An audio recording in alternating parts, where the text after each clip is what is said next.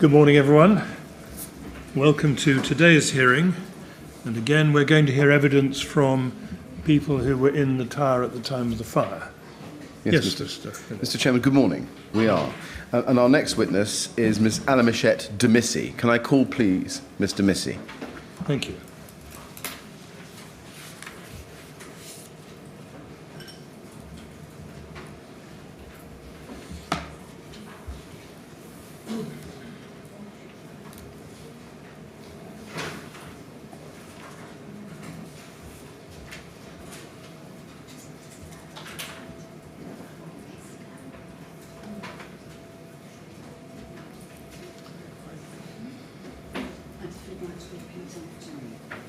I swear by Almighty God.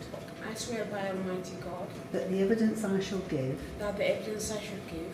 Shall be the truth. Shall be the truth. The whole truth. The whole truth. And nothing but the truth. And nothing but the truth. Thank you very much, Mr. Demissie. Would you like to sit down and make yourself comfortable? All right. Good. Yes, Mr. Millett.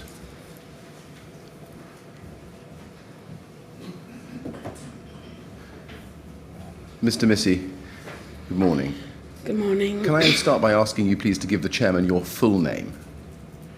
Alemishet Demissie. And are you sometimes called Alam? Yes. I want to begin by thanking you for coming here today to help us with our investigations. We are very grateful to you, and we really appreciate your assisting us. Thank you. If at any time during my questions you need a break, you feel that bringing the events of the night back is troubling, we can stop, we can take a break at any time. We'll aim to sit and take your evidence for not more than an hour at a time. But as I say, if at any point you want a break before that, we can do that. Also, if my questions don't make sense to you or they get muddled up or you don't understand them, please ask and I will put the question again or we'll put it in a different way. I should just also say that sometimes when you're answering my question, I'm looking at my screen or at my notes or your statement. It doesn't mean that I'm not listening to you. I'm very much listening to what you're telling us. All right? So can I then start by asking you please to look at your witness statement that you've prepared for the inquiry, and that is IWS 50860. And you'll see that, Mr. Demissie, on the screen on the desk in front of you. You can also use the screen at the back of the room if you want to. Is this the first page of the witness statement you've made for this inquiry? Yes. And if we can please look at the last page of that statement, which is page 7, you'll see a signature. Is that your signature? Yes, it is. And it's dated the 30th of June 2018. I don't think that you confirmed in writing that the contents of this statement are true. Can I ask you now, are the contents of this statement true? Yes. Thank you. Have you had an opportunity to read it recently? Yes. Okay. And I can confirm for the record that there are no exhibits. Right, thank you. Now, I want to ask you, if I can, to start with some questions about your background in the building. You lived, I think, in flat 94 on the 12th floor of the tower. Yes, I lived in flat 94 on the 12th floor. And how long had you lived there for? 15 years. And I think you say in your statement that you'd lived there, or moved in there in 2004. Is that right? Yeah, I think, I don't exactly remember when, but it's about 2004, yes. Okay. And as at June 2017, at the time of the fire, who were you living with? In the flat, I was living on my own. On your own. Did you rent the flat? Yes, Who did you rent it from? from the Borough of Kensington. Do you remember ever receiving any fire safety advice at the time you moved into Grenfell Tower in 2004? I don't know, that was a long time ago. I don't remember that. Okay. Do you remember ever receiving any fire safety advice for the whole time you were a resident at Grenfell Tower? I don't particularly remember a fire safety advice, but I remember about a couple of times a lady called Claire coming and asking me questions about the flat and how I felt and things. Right. Did she ask you questions about, say anything about fire safety? I don't remember. Okay. When did she make these visits, this Claire? Do you remember? Before and after the refreshment. Okay. Can I ask you please to be shown INQ 6093? And when it comes Excuse up, me? What? yes, No, it's coming up it's on on the the screen. it's on the monitor now. It's just a reference to the document so that the documents manager can pull it up. Yes. Now, this is a picture of a sign which was in Grenfell Tower at the time of the fire. My question is, did you ever see a sign like this in the building? I don't remember. To be honest, I mean, it's my weakness. I don't pay attention to these things. And I don't remember this. I cannot say 100%. I'm sorry. It's okay. In general terms, what was your understanding of what you should do if there was a fire anywhere in Grenfell Tower? My understanding was to leave the flat as soon as fire starts, not to use the lift, to follow the way out and go downstairs through the stairs. That's my understanding. Did you have any fire alarms or smoke alarms in your flat? Inside, yes. Inside. What did you have? I had a smoke alarm in the living room, in the kitchen, on the corridor, not living room maybe. So a smoke alarm in the living room, in the kitchen and in the corridor? Yeah. The hallway of your flat? I'm not sure about the living room, but the corridor definitely and the kitchen definitely. Did you install them? No, I didn't. They installed it. Who's they? Sorry. The council. The council. Do you remember whether they were working in the sense of operable, functioning in June 2017? Yeah, the ones in the flat, yes. Yes. Do you remember whether, after you moved in to your flat in 2004, at any time, your front door to the flat was replaced? Yes, it was replaced, yeah. When was that? It was before the refurbishment. The door was replaced. I don't know, maybe 4 or 5 years. I don't remember, but yes, it was.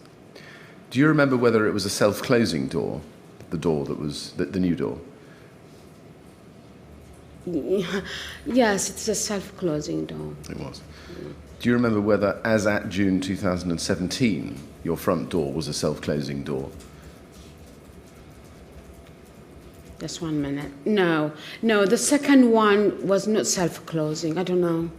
I don't remember.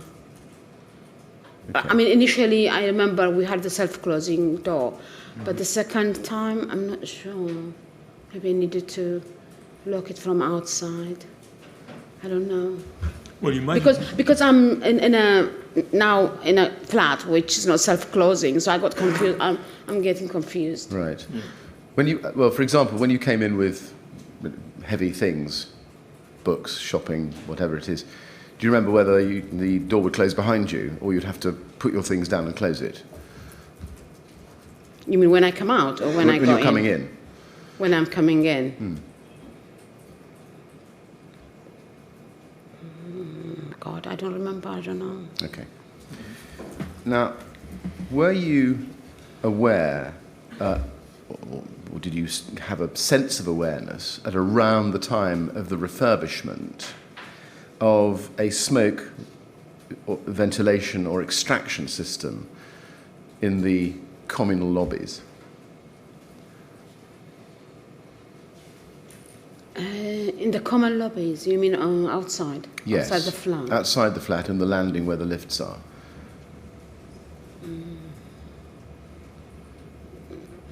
No, there is something which I saw, but I don't know. I didn't know what it was. You see, I mean, this is about me. I failed to notice things, and maybe there was, but I don't know. You don't remember. Do you remember a noise, or hearing a noise of ventilation or extraction of air or something like that at any time? No, I don't. No. Now, in your statement, you haven't said anything about the windows, the new windows that were installed as part of the refurbishment. Can I ask you, in or after 2016, do you remember noticing any problems with the windows that had been installed in your flat as part of the refurbishment? No, sometimes more kind of wind coming, I notice, coming through the living room window sometimes. Nothing else. Whereabouts around the living room window do you remember noticing wind Just, coming through? On the left-hand side, when I sit on the sofa sometimes, there's wind coming. Right, you say sometimes. What Yeah, I was- mean, you know, it wasn't a big problem for me, to be honest. You know, it didn't bother me much. Did you ever discuss that No, with anybody? no. Okay. Now I'm going to turn to the night of the fire itself, 13th, 14th of June 2017. In your statement at paragraph 7, if you could just go to that on page 2 of your statement, under the heading Night of the Fire, you can see that you say that on that night you had a Bible study group and your friend Ethiopia was staying with you. Is that Ethiopia Asafal? Yeah, that's right. Okay. Do you remember whether you both went to sleep after the other members of the Bible study group had left? Yes. And you say in paragraph 9 of your statement that a phone call woke me up. Yes. It was a call on my mobile, you say, at about Yeah. 1:30 a.m. From a brother from church. Yes. How do you remember that it was about 1:30 a.m.? I think I checked it on my mobile, I think. Yeah. Were you Yeah, asleep? it's about 1:30, yeah. Yeah. Were you asleep at that time? You were asleep, yeah. And when you refer to a brother from church, are you referring to a member of your church congregation? Yes. And you explain in paragraphs 10 and 11 of how that person came to know you and call you. At paragraph 12, you say, this is page 3, when I first woke up, I did not realize how serious the situation was. I quickly got dressed and said to Ethiopia that there was a fire and we needed to go. At this point, I was relaxed. So my question is, was your first instinct to leave the building? Yes.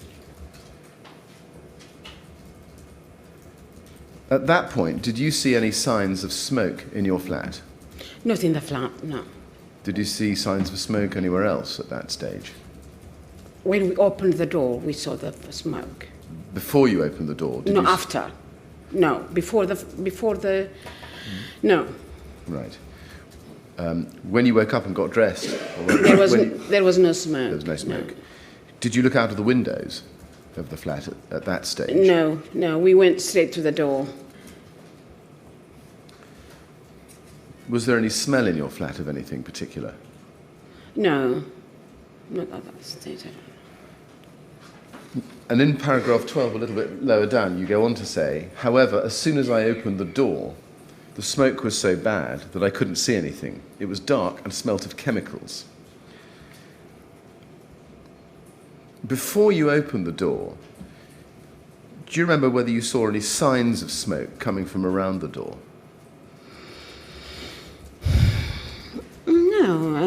No, it wasn't. It was when we opened the door we realized that there was smoke.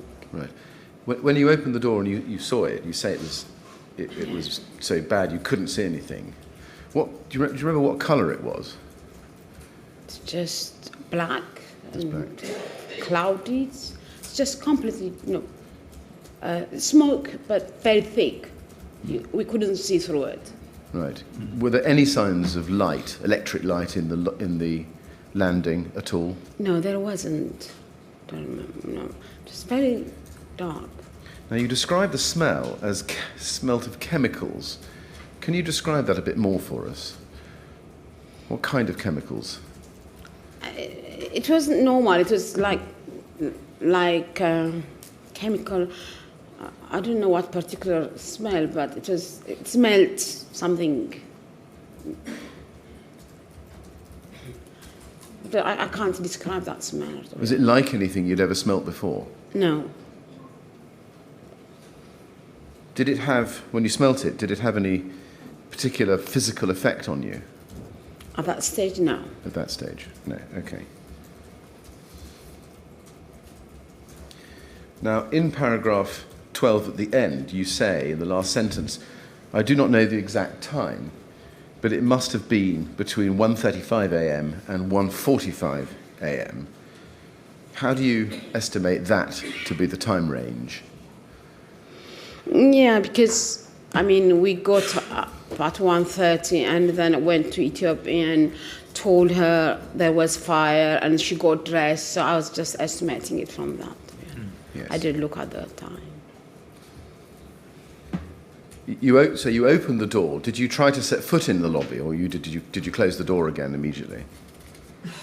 No, we didn't. We just went straight to the door. She had her bag on her, and we just went straight to the door. We opened it, and it was completely thick, and we knew we couldn't see, we couldn't breathe, so we just said it's better to stay in and wait, until something happens. So how long was your front door open for before you closed it again? Not long. We just closed it immediately. Did it let much smoke into the flat? No. First, it wasn't really. Then when we closed the door, there was no smoke in the flat. When you opened the door for the first time, I know this may be difficult, but do you remember hearing anything particular coming from the lobby? Any particular sound? No.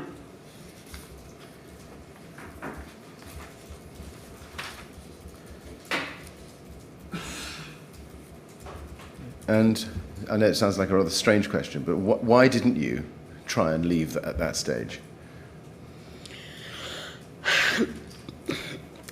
To be honest, we wanted to, and that was, in fact, Ethiopia said, I'm not coming back here because she said, I go down and I go to work right then. She said she was not going to go back to the flat. And we wanted to, but there was nothing, we were unable to see anything, and we knew, we couldn't make it to anywhere. So we went back and we decided to stay in. Right. Now, we know from the transcripts of your 999 calls that the first call you made to 999 was at 2:24 and 19 seconds, and I'll just read the reference. It's LFB 353. So that's 2:24 a.m., which means, and is this right, that there was about 50 minutes or so, maybe 45 to 50 minutes, during which you spent time in the flat before you made that call? Is that about right? Yeah. Okay. Now I want to ask you about that period of time between you waking up, going to the front door and opening it, coming back into the flat, and then making your call 50 or so minutes later. Can I ask you first to be shown, and I'm asking the documents director, to show you MET 000125993, page 12. Now, I should just explain to you, Ms. Demissie, what this is. This is a cross-section plan of Grenfell Tower as at the time of the fire, showing the layout of the building with the 6 flats and the central lift lobby core. You were in flat 94, so you're in the middle one on the west side. Is that right, first of all? Yeah. This is, in fact, as you can see, the plan for flats 1 through to 6, but the layout's the same from the 4th floor upwards.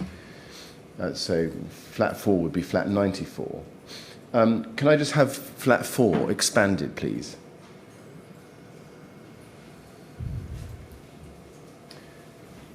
During the period of time that we're talking about, between you shutting the door, the front door, and making your first 999 call, where were you in the flat? Could you point it out to us?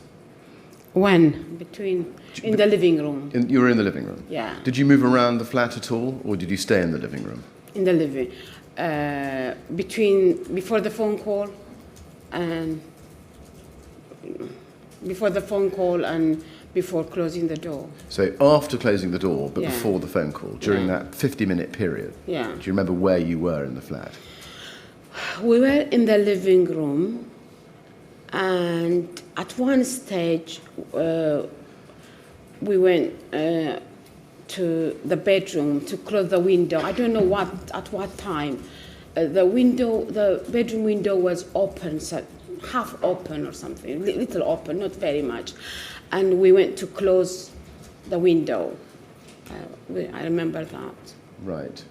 And why did you do that? Do you remember?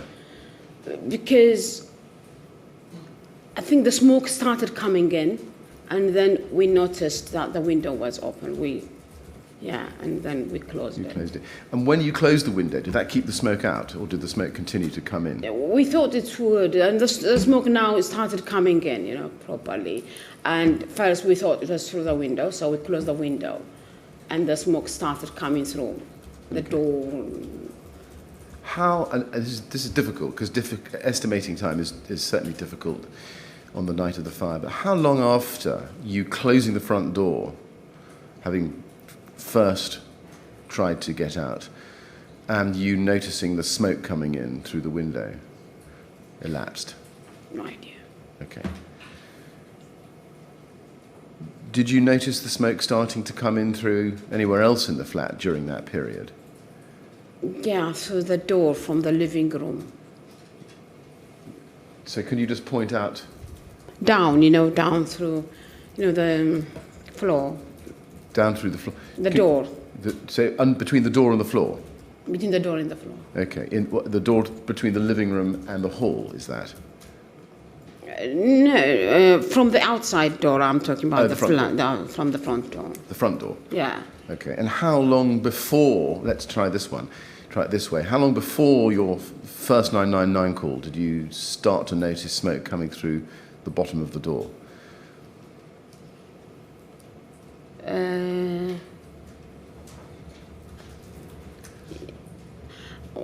Well, when we made the first 999 call, it was about 2:30, 2:20 something, yes. And at that stage the smoke was coming in the living room and in the different rooms. Just yes. The smoke was coming in. Yes. And what I'm trying to get a sense of is time. how long before the 999 call did you first start noticing smoke coming into the flat? Yeah, I don't know. Okay. Now, before you called 999, do you remember whether you felt a change in the temperature in the flat at all? Yes, just rising. Could you describe what happened when the temperature changed? The temperature was rising and we were feeling hot. And especially Ethiopia started feeling hot because she was wearing thin shoes. And we were feeling it. We don't know what degree, but it was getting hotter and hotter. Really? And before the 999 call, before you made your first 999 call, could you describe the heat? I mean, was it at that point as hot as a summer's day, or hotter, or cooler? It was hotter. It was hotter than a summer's day. Yeah, it was hotter than a summer's day. Okay. We'll come back to the question of temperature and how to measure that later on. Before you called 999 at 2:24, did you try to leave again? Before? Yes. Did you make a second attempt? We may have opened the door again, but I don't remember. But Ethiopia started putting, things between the door and the floor, to stop the smoke coming in. So we started trying to block the smoke because we were scared the smoke was coming in. At any point during that period, between your first attempt to leave the flat and your 999 call, do you remember looking out of the windows and seeing what was going on outside? Yes, we did. But what we thought, when we closed the door, what we thought was, well, this is like when we opened it, we knew it was bad and we knew we couldn't leave. So the immediate thing we did was, we tried to look through the window and we said, let's pray. And we started reading the relevant chapters we thought were relevant to the situation. And we read some books, some chapters from the Psalms. And then we started praying. And all along we were praying. But we were looking, especially Ethiopia was looking through the window more than I was. And we were praying all through, really. Yes. Did you see anything outside during your prayers? Yeah, we saw. When I looked out, we saw firefighters. I didn't see the engine, but there were some firefighters. The cloth we can see, and we knew they were there. And so we just continued praying. And if they were there, there was no need to. We thought there was no need to ring 999 because they already knew. So we just thought the best thing was to pray. Yes, I see. Do you remember seeing any smoke or sparks or flames outside the building when you Yeah, through the window, just like something coming down. I don't know what the flames were coming down. You did see that? Yes, we saw that. Can you tell us in which direction you looked? We looked through the living room window. And were the flames to your left or to your right? The flames were coming from this side to this side, like this. So from your right side? From right to left. Right, I see. So from north to south? Yeah, maybe. Okay. Now, you then call 999 as we see at 2:24:19. I'm just going to ask you to look at the transcript, which is LFB 353.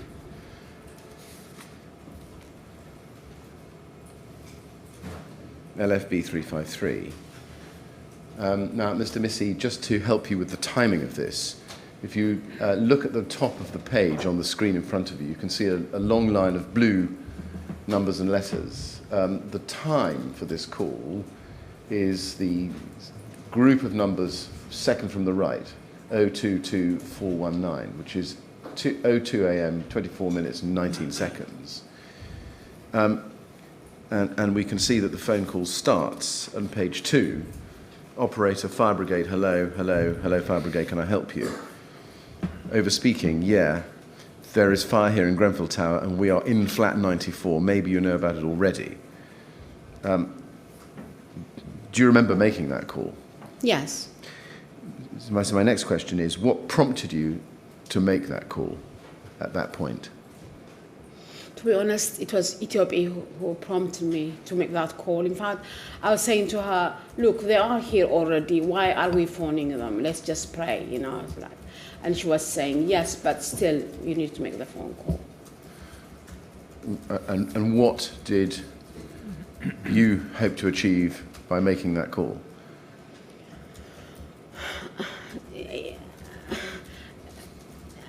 Really, we wanted them to come and help us to come out, which they did. Yes. Thankfully, they did. But. Okay. And I think if you look a little bit lower down that page, the second page of this transcript, you say, it says, caller, okay, please come to save us. And then you describe which floor and flat you're in. So does that help with the purpose of the call? That you now decided that you wanted them to come up to save you? Yes, that's. And if you go to the next page, on page 3, the operator says, about a quarter of the way down, 2 adults, okay, and have you put some towels down to stop the smoke coming in? Caller, have you put some towels against the doors and windows to stop the smoke coming in? And then the caller says, for the smoke not to come in, yeah, put them at the bottom of the door, okay. And I think you'd already done that. Yes. Did you do it? Did you do it again? Did you do more of the same, or did you think that you'd done enough? Maybe, yeah. And then the call ends. Before it ends, 2/3 of the way down page 3, the operator says, anywhere else you think the smoke might come in, and put them there. And what I'm going to do is going to tell our command unit on the radio what flat you're in, and they'll come and check you, okay? Did that have any influence on what you did next, that advice? Yeah, he said, we will check you out, and we felt some hope. We thought they would come any minute now, but we continued praying still, we were praying. Yes. Now, at this point, when you make this call, Yeah. this is 2:24, do you remember what the smoke conditions were like in the flat? They were bad. Could you see Ethiopia? Yes, we could. could see each other, yes. Do you remember where you were in the flat when you made this call? I was, yes, I remember I was at the corner, near the television, So near the TV, I don't know, but I was, the first time I was just standing at one place, I think. Right. I didn't move around, but second time I was moving around. were you in the living room? Yeah. You were in the living room. And could you see from one end of the living room to the next? Yes. You could. And could you see where the smoke was coming from at that stage? Yes, through the door, through the living room door. Through the living room door? Yeah, but from the front door, coming through the corridor and just filling the room now, like coming to the living room. I see. So it was coming from the lobby Yes. rather than from outside the building? Yes. And did the smoke smell of anything in particular at that stage? Yes, it was bad smell. It was chemical. Was it the same smell that you'd smelt when you'd gone out into the lobby? It's even stronger. Stronger.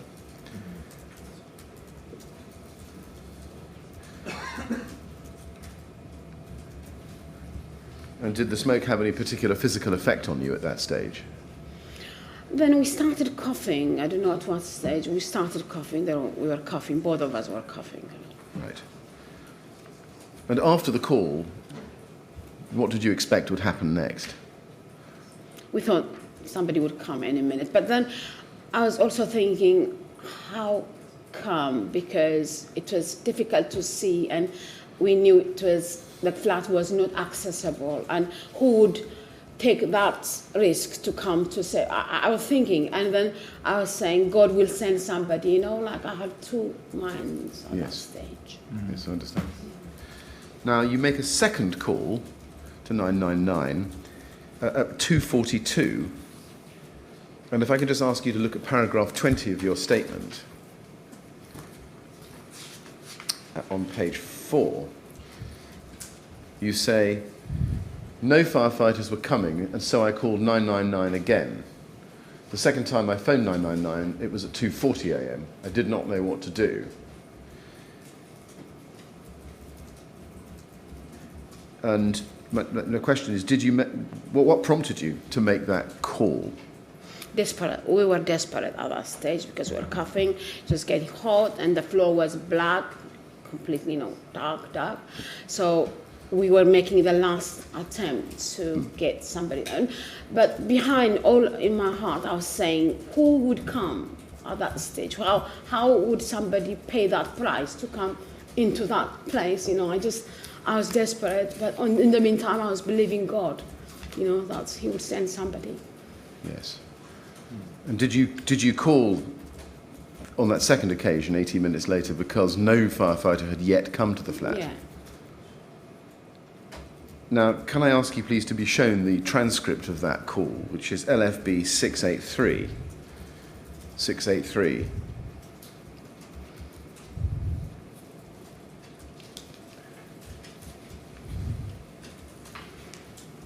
And again, Mr. Demissie, the time of that call can be found in the group of numbers second from the right in that long line of numbers, 02 42 40.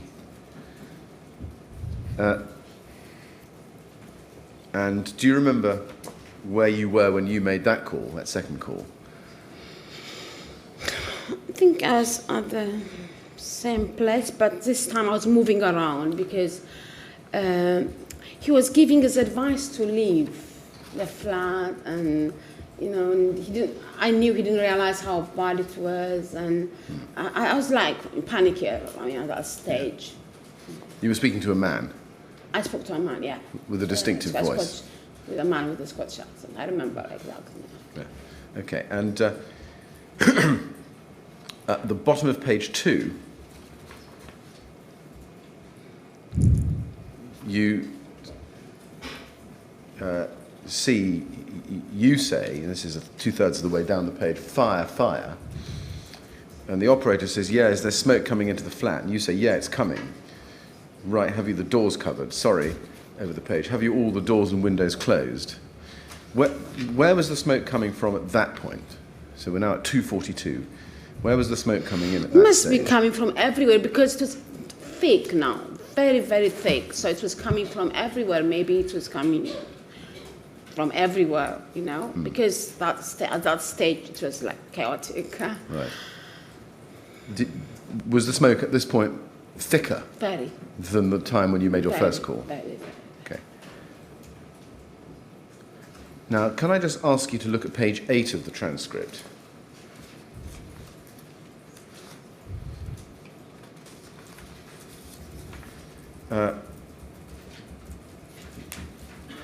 This is after you've been told that you had to leave. You say at the bottom of the page, he says at the bottom of the page, get into the stairwell and make your way down. Okay. Do you see where he says that? There's the red dot next to it. And then you say, yeah, I can't see, and several inaudible words. We went 2 times to go out. We can't even see it. Now, my question is about the 2 times that you refer to there. We know about your first attempt to go into the lobby after you woke up, when you and Ethiopia tried to leave.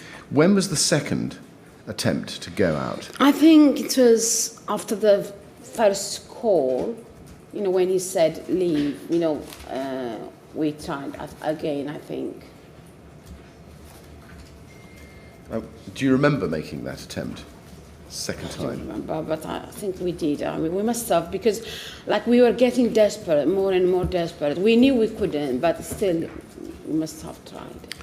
And were the conditions in the lobby when you went out, or tried to go out the second time, if you can remember it at all, were they the same or different from before?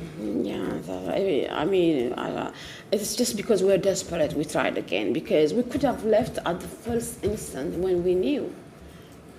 It was just, we didn't know what to do. Then if you go back in the transcript to page 5, at the top of the page, the operator says, yeah, I'm going to tell you, you have to leave, okay? And you say, okay, thank you. Right, so you need to get a towel, cover it with water, okay? Please stay on the phone with me while you do it. And then over the page, he repeatedly says to you, we need you to leave. And then again on page 7 as well. And repeatedly. And then if you come to page 12 of the transcript, a third of the way down, the operator says, if you don't do what I tell you, you're going to die in that flat, okay? I know it's really harsh, but that's the truth, right? You need to cover your face with a wet towel, then there's some over-speaking. Go out of your flat, turn left, and get to the stairwell. And you say, I can only try, sir, okay? And he says, right, you have to do it, okay? And then, are you doing it now? But what impact did the operator's advice have on you?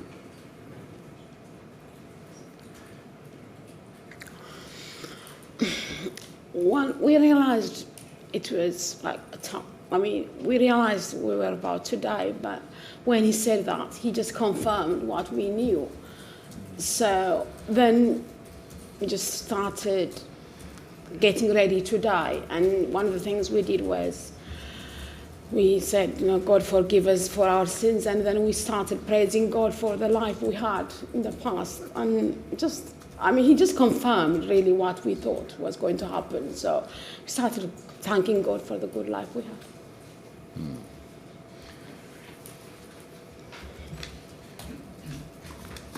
Can I just ask you then to go back to your statement?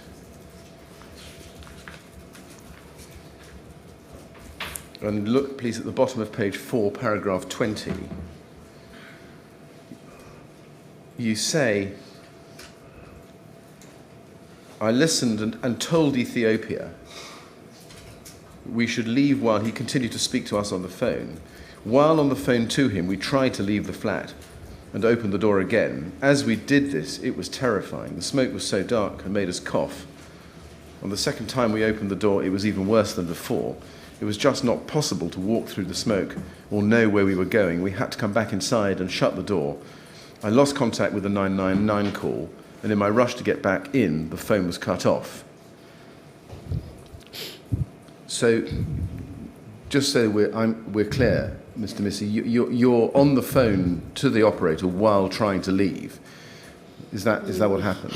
Yeah, I don't remember that part, but we must have, because he insisted, you see, he said, it's either dying or, so that's, it's like a natural instinct, and we wanted to live again. We knew we couldn't, and just when you don't know what to do, you just do whatever. I don't know. Do you remember how far you got into the lobby, the landing? No, we couldn't. We didn't get to the lobby, not at all. We didn't get to the lobby, nowhere. We couldn't leave the flat itself, right. But maybe to the corridor. I meant maybe, When I said lobby, I mean the landing outside your flat. No, the land. No. There was no way. Right. So, after the call, which we've just looked at, finishes, you come back into your flat. Did you shut the door again? Maybe I meant to the living room, come back to the living room, not to the flat, because we never left the flat. I don't remember leaving the flat. I see. So you didn't leave the flat while on No. Okay. So can I just be clear then? Yeah. When you say paragraph 20, the foot of page 4, while on the phone to him we tried to leave the flat and open the door again. Which door are you talking about there? Maybe it must be the front. Maybe we opened the front door. Maybe we opened it. I don't know that part, because what I know is at that stage everything was a dead end. Everything, and we knew we were about to die, but I must have done. Ethiopia was, relatively calm. We were calm relatively, considering the situation, and we must have done different things, which I don't exactly recall, as you can imagine. But what we knew was we were going to die. That was for sure for me. Right. After this call, do you remember whether there was any fire in the flat at by that stage? No, there was no fire. No fire. Now, moving on in your statement, if I can, to paragraph 22, on page 5, you say, You say, after the second 999 call, I gave up. Nobody was coming and we tried to leave. The floor was completely black now and we were simply waiting for it to catch fire. Yeah. The heat was starting to get to Ethiopia's feet. She could feel it because she was wearing thin shoes. Was that after you came back into the flat or after you tried to leave during or after that call? I never left the flat, but maybe I meant about living room, and we were going around. And at that stage, we were walking to the living room, to the corridor, to the front. We were like looking at the floor and how black it was, right. And we were like moving around, and the heat started coming to her earlier than that, really, at an earlier stage. But it was getting worse and worse, and she was telling me, it's hot and hot, and the temperature was rising. What was the floor in your flat made of? Wood. Wood. And when you say the floor was black, was it black with soot? Charcoal color. Charcoal? Yeah. Was it actually burning? No, it was wood, oak wood, but it was changing into charcoal color. Just black. Did you...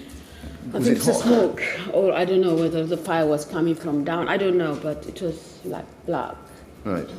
And you say in your statement that Ethiopia could feel it because she was wearing thin shoes. So the floor was hot, was it? Did you feel it yourself? Yes. No, my shoes were, but the temperature, the room temp, I was feeling the room temperature was really, really hot now. Right.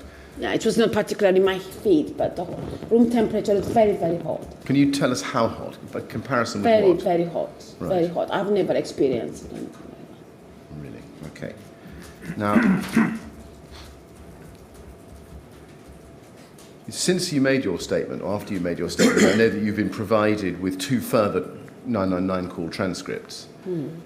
There's a third call that you made at 2:58 and 44 seconds, and that's LFB 680. And there's a fourth call, which is at 3:05, and that's INQ 281. I just want to look at your third call, which is LFB 680. If we can just have that up, please.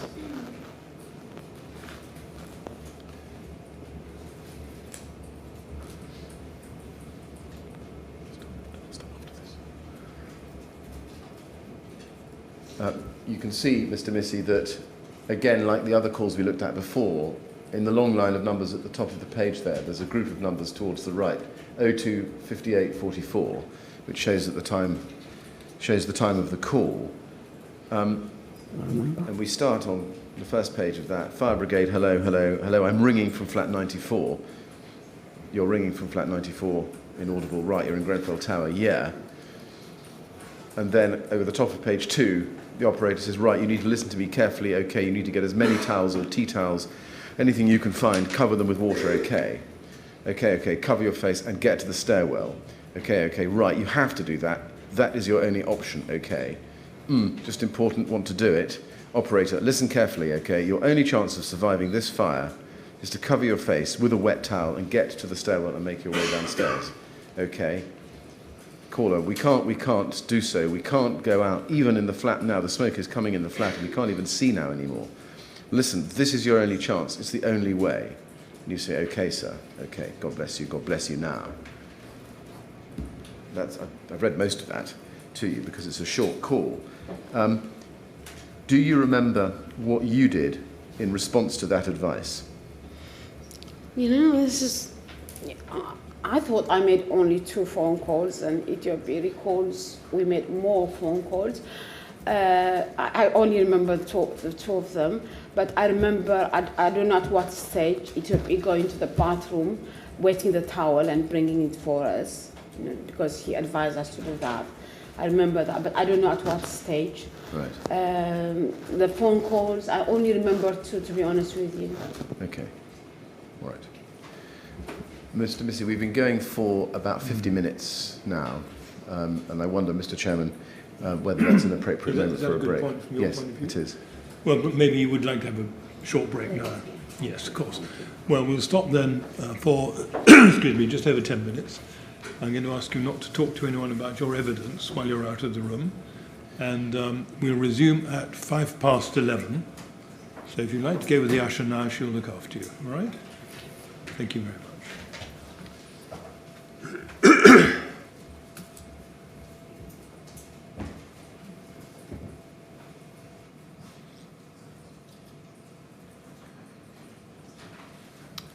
Right, 11:05, please.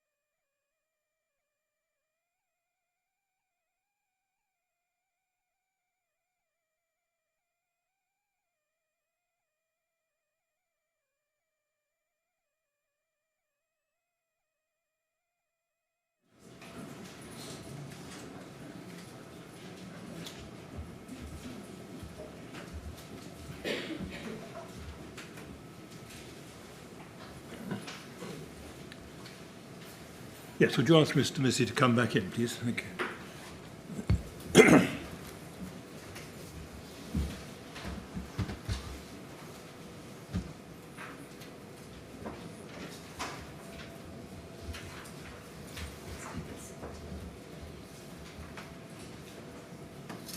All right, do sit down.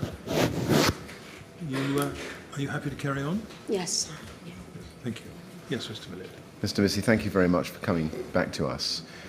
Can I turn then to your description of the firefighters arriving at about 3 a.m., as you say in your statement, and take you please to paragraph 24 of your statement on page 5. You say there, at around 3 p.m., a firefighter came to our door. First of all, should that be a.m.? Yeah, should I be AM? Yeah. How do you remember that it was about 3 a.m.?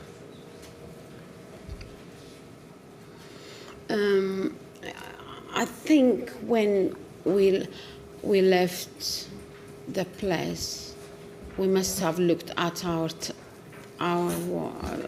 we must have checked after we came out. We must have checked what time we came out, I think. And that's why I thought, 3 p.m. I see. So this is you later on when you did your statement? Later, yeah. Looking back on it and working it out rather than remembering at the time? No, remembering the time. Okay. Now, let's try this approach. I know you don't remember your third 999 call, but how long after the last call you remember do you think the firefighters arrived? It could be 10 minutes, about 10 minutes, probably. What were you doing when the firefighters arrived at your door? When they arrived at the door, I remember that instant. We were just like waiting for the flat to catch fire, and we were praising God again and again for His goodness. And we were looking back at our lives, and we said, we were praising God. We were praising God a lot at that stage. We were just to die in the living room. We were in the living room. Living room. Now there's one more 999 call, which was made at 03:05:27, and that's INQ 281. If I can just ask you to be shown that, please.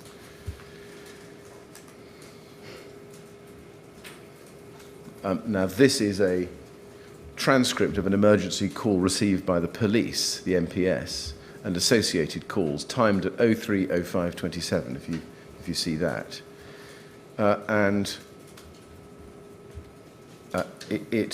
I'll just read a little bit of it to you. The police operator, who's a male, says, "Police emergency, can I help you?" And then there's background noise. And then operator 2, female, "Hi, it's Portadown connecting mobile number," and then you can see some of that mobile number there. The last 3 digits of 449. There's been no request, but something upset in the background there. Police operator, "No problem, Portadown, thank you. Can I just take their service provider, please?" Yes, it's who, sorry, 02. I see that, great, thank you. "Hello, caller, this is the police, can you hear me?" And then the caller says, "Jesus, Jesus." And then female caller, a little bit lower down, "Jesus, Jesus." And then operator, "Where are you?" Female caller, "Jesus." Caller, "Where are you?" "Calm down, where are you?" And then a little bit lower down, do you see it? It says female caller, says, "Jesus, Jesus, Jesus." And then, "Caller, can you hear me? Where are you?" Female caller, "Jesus." And it goes on a little bit like that for over the page. And then a third of the way down over the page, female caller, "Jesus, Jesus." And then female caller, "I'm here, sir, God bless you." Mr. Demissie, are you all right? Yeah, I'm fine. Well, if you need... No, I'm fine. It's just, this is just the power of the word. Of course. Yeah. But if you need a little pause at this stage... Yeah, I'm fine. Take a pause. There's some water on the desk. if you need something. Thank you.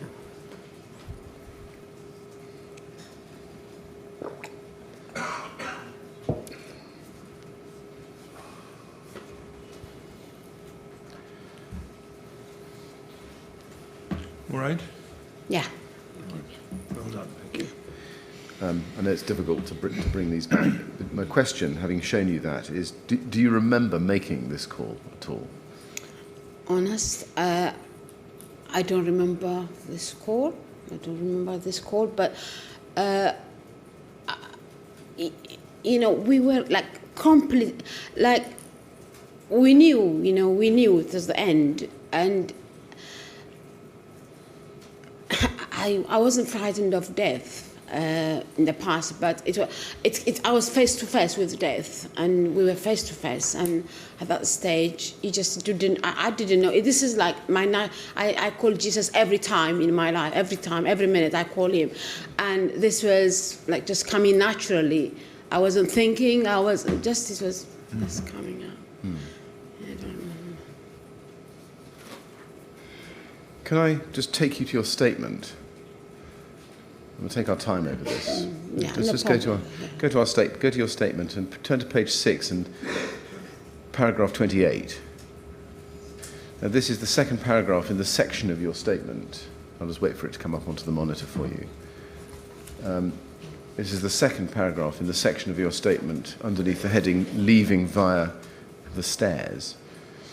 And you explain in paragraph 27 going into the stairs, and we'll look at that in just a moment in a bit more detail. But on this, I just want to show you paragraph 28. You say, "As we were walking, I was feeling very scared. The smoke was very thick, and it was dark, and I was shouting, 'Jesus, Jesus.'" Just pausing there. Yeah, I remember that. Clearly, I remember, because now I knew we were coming out, and I was calling Jesus like intentionally and knowingly, and that time it was dark, it was frightening, still frightening, but at this stage there was a little bit of hope, and I remember that instant. And in fact, the fireman said, "Please be quiet," because he felt distracted, I think, and I continued shouting Jesus. Yes, right. I remember this one. The other one I don't remember. You don't remember the other. Just showing you the call and showing you this statement. Yeah, Do you this think one I that remember. Yeah. you remember saying that in the stairs? This one I remember. The other one I don't. No. Do you remember having your telephone, your mobile, with you when you were in the stairs?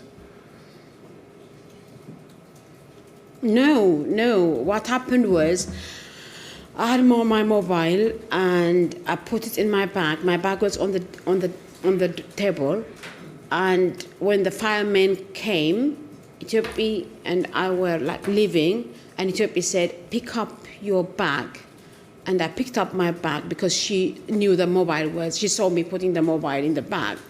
So, but I wasn't talking. Oh, I wasn't holding it. It was in the bag. I think the mobile was in the bag, and as we were going, I mean, they were like, they were like also confused how to take us down. It was not easy. So they were trying this way. In fact, what they said when they arrived was, we would try to take you out. They said, "We are not sure, but we would try to save you, So they just were like leading us sometimes from the front, from the back, and they were pushing us around. Yeah. Yes. I'm just Yes, trying to get a sense of whether what you were saying on the transcript of the call, Jesus, Jesus, was when you were in the stairs or before you left your flat? No, on the phone I might have said it because I don't remember making that phone call. I don't remember the last phone call.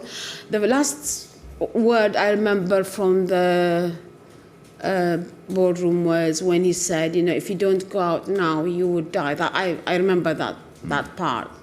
And I thought that was the last call, but I might have made, I have made more calls than, I don't remember that instant. No. I mean, let me put this possibility to you. Is it possible that your phone made as it were, a pocket call from your bag and then recorded what was being said? Maybe. Okay.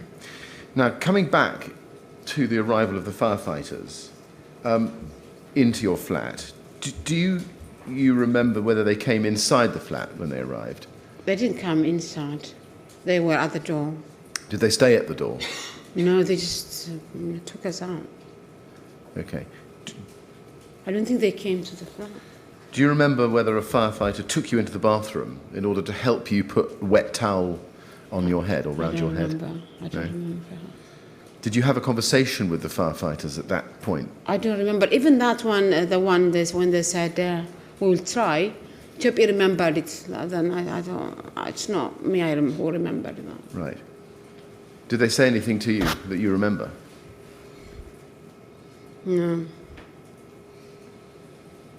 Did you say anything to them that you remember? Yeah, I was just shouting, Jesus. I see.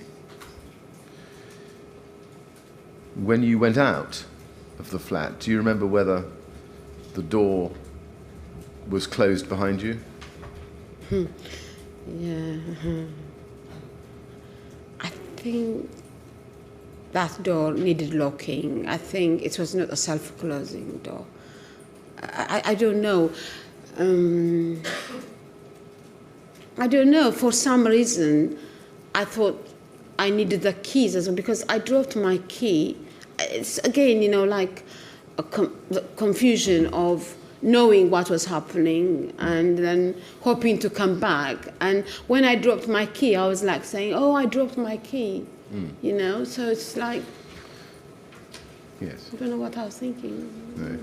You say that in paragraph 28 of your statement. I did say I dropped my key. So we can see. So my question is, do you remember whether the door, when you left the flat, Yeah, I don't you know and Ethiopia whether. left the flat, the Yeah, door it must shut? have. I don't know. Maybe it's just locked. Okay. When you came out of the flat with Ethiopia, were you first or was she in front She of was you? first. You were. She was first.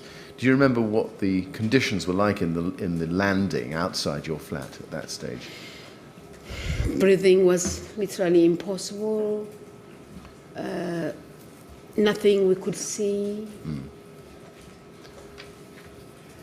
That was the condition. Did the smoke? Smell. The Bad smell. Yeah, What was the smell? bad chemical smell. Same smell as before. But breathing was the problem then. Right.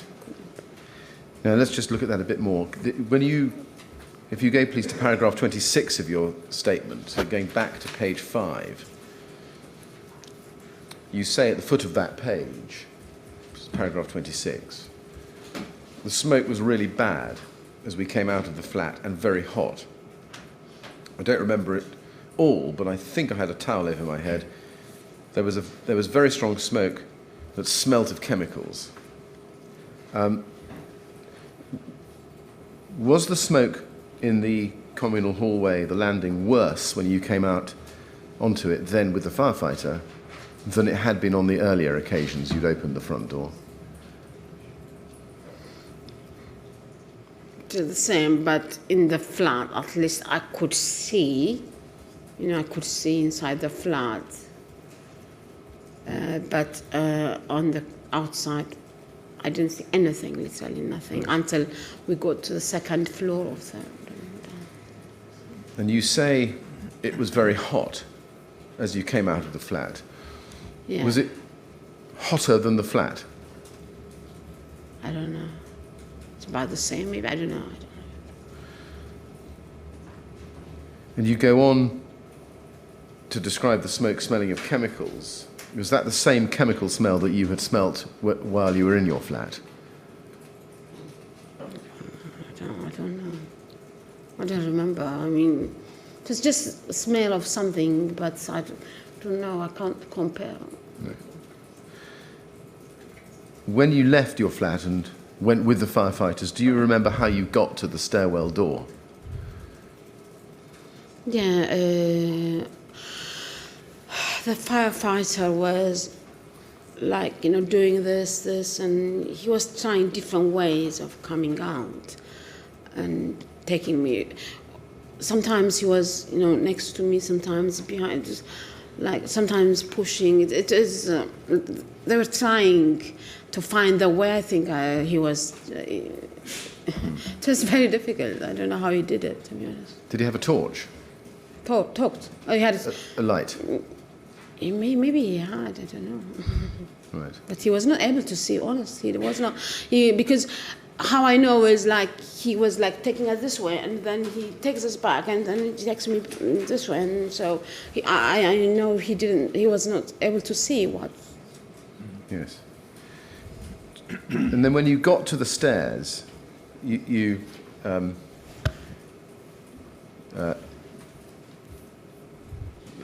you got to the stairs, you say there was thick smoke in the stairs. How did the smoke in the stairs compare with the smoke in the lobby, the landing? It could be about the same. Could be about the same. Still dark, still thick smoke, still just dark, just dark. What I remember clearly about the stairs is how dark the stairs were. And did you notice anything about the temperature in the stairs when you went into them? Yeah, it was hot, but maybe it's the striking thing was the darkness about the stairs for me, to be honest. Do you remember anything about the temperature? Yeah, I don't know. Could be hot, and also from inside, like that was hot. There was hot, so I was like, I wasn't paying attention to the heat because there was some hot, coming out of that time. Yes. And as you came down the stairs, did the temperature change at all? Downstairs? As Yeah, it was you went fine. down. It was normal than downstairs. Did there come a point on your journey down the stairs when the temperature started to drop? Yeah, again, I would say down. It was fine. It was like, and also we were able to see the light, and the temperature wasn't a problem. I wouldn't even think about it because. At what point do you remember first seeing light? Like the light. At what point? Maybe second floor, third floor, because maybe, I don't know, second, third floor, I don't know, could be. So quite close to Yeah, to down, the exit. yeah. Maybe third floor. On your journey down the stairs, did you notice any doors from the stairwell to other lobbies open? Downstairs, you mean on the ground floor? No. Let me put it a different way. As you were coming down the stairs, did you notice whether any of the stairwell doors were open?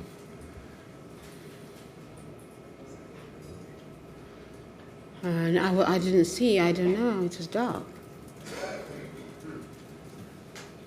You didn't see any light coming from any of those doors? I don't remember.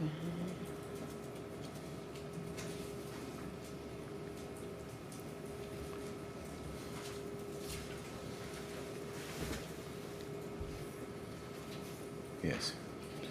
Well, Mr. Demissie, I've come to the end of my questions that I wanted to ask you, and I'm very grateful to you. Mr. Chairman, it might be appropriate if we just take a short break. Yes. Now, just to make sure that I've covered everything I need to. Yes, thank you. Well, Mr. Demissie, it may be that on reflection, Mr. Millet will find that he has a few more questions. So we're going to give him an opportunity to think about that now. We'll break until 25 to 12. Again, please don't talk to anyone about your evidence when you're out of the room. And then when you come back, we'll see if there are any more questions for you. All right? So if you'd like to go to the usher, and we'll resume at 25 to 12. Thank you.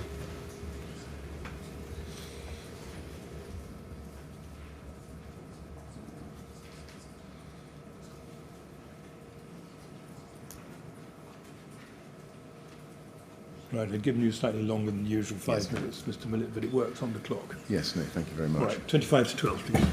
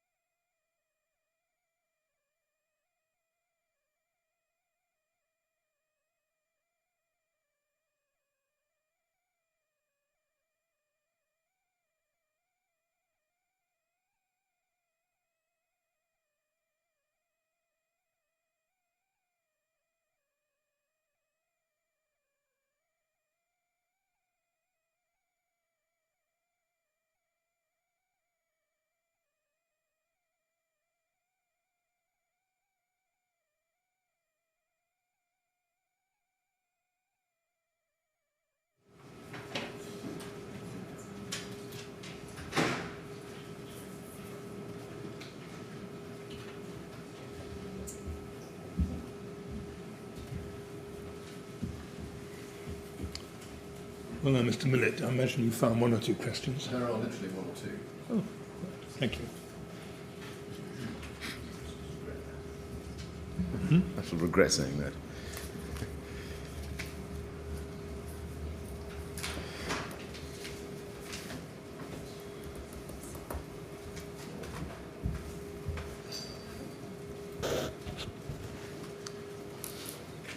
All right, Mr. Demissie. Now, Mr. Millett says he has one or two questions for you, so let's see how we go, shall we? Mr. Demissie, thank you very much for coming back to me.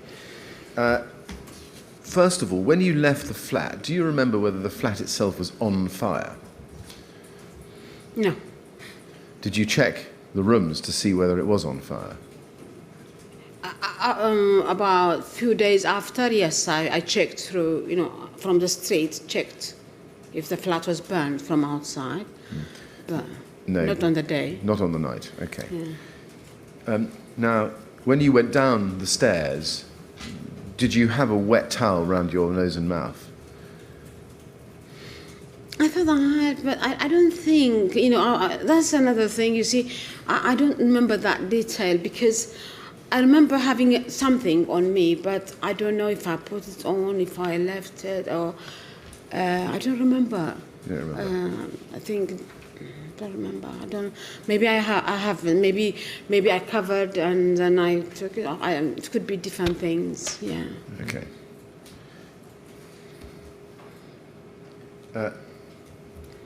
Now, at paragraph 29 of your statement, on page 6, if you can just be shown that, you say, we came out at 3:11 a.m. The firefighters were in line standing outside of the tower. They were standing waiting to go in. The two firefighters who came for us saved our lives. I did not meet those two firefighters afterwards. For us, they were angels. Do you want to add anything there to your expression of gratitude? Yes. Okay. Let me get a little bit emotional about this. Well, you take your time and yeah. do it at your own pace. Our experience is unique and it's unprecedented. And especially for me, I've had challenges in my life, but this is unique in its form. And, death was there, right? In front of me, Ethiopia, who was like she's a sister, really. She's not just a friend. She was with me on that night. She came because of me, and we were both to die, and she was going to live a son who she was who she's very close to behind, and she lost her husband about 4 years ago. And I was like in tears all the time thinking about her. I was thinking about myself and also her being trapped in that situation. And with my faith, death should not be feared, but to be honest, I was terrified. I don't remember any situation I've been to at that level. And also all along, I was praying. We were praying seriously. We were reading the Bible, but finally we gave up hope. We thought nobody would come. One thing is they wouldn't be able to get to that place because we saw it, what it was like. And who would sacrifice, a life to come there and to die with us, So that was a hopeless situation. And they arrived and they took us out by hand. And for me, they were sent by God and they were angels. And I just would like to say thank you and may God bless them and their family and their loved ones. Really, I don't know what to say. Mm. Well, Mr. Demissie, thank you for that. I'm sure that you will be thanked. I have a final question, and it's this. In addition to the witness statement that you provided, and in addition to what you've told the chairman this morning, is there anything else about what you saw, heard, felt, smelt on the night of the fire itself that you would wish the chairman to know? I think I've said what I experienced. Talking about it and facing the situations are not the same. You know, I'm relaxed and I'm in a room here, and I survived while, you know, a lot of residents who we knew and who were close to us didn't make it. So now it's like for us, it's a time of saying thank you, really. You know, for me, what I want to take from this is that this lesson will be, you know, like learned properly, and then the mistakes which were made in the past wouldn't be made again. That's the most important part. And the other thing is nobody can bring back, you know, things. It's just they have happened. The other thing is I am in a permanent place right now, and I feel I've been supported to get this place. And I would like to say thank you to everyone, literally everyone, who supported me in Ethiopia, and the other residents, friends. I personally would like to say thank you for helping me to get back my life, and I would like to say thank you to the people of this country who contributed towards all this, you know, getting back life together in different ways. I don't know who to say. I mean, if I call, you know, departments, if I say, for example, London Transport, it's just a simple thing to say, because there are so many and a lot of, you know, the government departments, and the Prime Minister made a pledge as well, and the royal family, and the British public, the kind-hearted British public, helped us to get back to where we are. And I love this country. I've always loved this country. And thank you to my pastor who is here accompanying me, and Shannon, my counselor, is here with me as well. And I would like to say thank you for all the support I've received. Literally, that I don't want to mention this department. If I say this social worker, it doesn't, because there are so many people involved, and all the faith communities involved. And I thank God for all this, and that's all what I want to say. I don't want to remember much about the chemicals and things, because it doesn't help me. It helps me, you know, to remember the good things I have received through this. Well, Mr. Demissie, thank you very much. And can I thank you very much for coming here today and answering our questions and assisting us with our investigations. We really are very grateful to you. So thank you. Yes, and Mr. Demissie, I'd like to add my own thanks to that. You've obviously had a terrifying experience, and we're very grateful to you for being willing to come along and talk about it and explain what things were like on the night in question. It's important for us to know what people experienced and what was going on inside the building at different times. So your evidence will be very helpful to us, and I want you to know that, and that we're very grateful to you for coming. And I'm sorry if it's been a difficult experience for you to do that, but we are very grateful. Thank you. All right? Thank you very much. You'd like to go with the usher?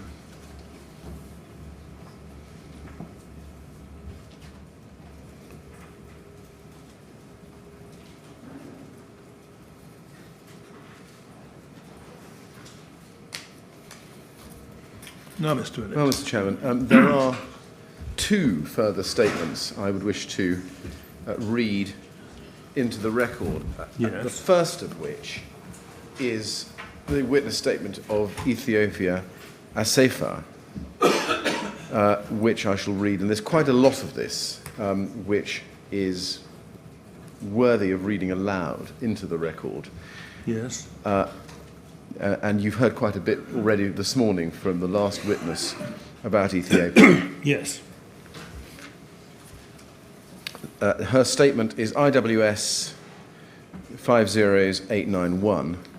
It's dated the 8th of June 2018, and there's a statement of truth above the signature on page 18 of that statement. Yes. She originally lived in flat 195 on the 21st floor of Grenfell Tower for some 20 years or so, with her husband, who died unfortunately in 2016, and with her son Gabriel, who is now an adult. And they moved away in 2014.